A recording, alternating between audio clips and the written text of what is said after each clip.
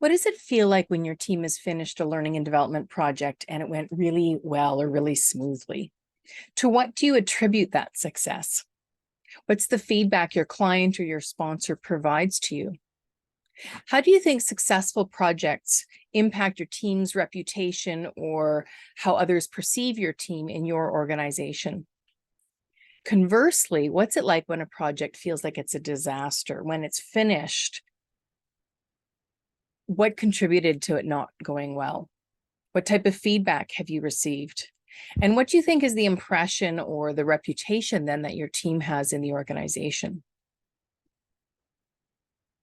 In addition to the adult education and design skills that your team needs, it's our job as learning managers to provide your team with the skills and resources they need to effectively manage projects.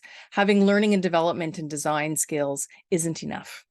They need skills and resources to support the initial contracting phase so the project is accurately defined and scoped and documented. They need to identify the stakeholders and the risks, the dependencies and the constraints. They also need skills and resources from you as their manager throughout the project to manage any scope changes, which inevitably there are going to be some, to communicate issues and ideas to the client. Finally, your team needs your support to close out a project. Maybe it's done and it needs to be debriefed with the sponsor and the stakeholders, or maybe it's transitioning into an ongoing program, which then means setting up a whole new infrastructure to support it.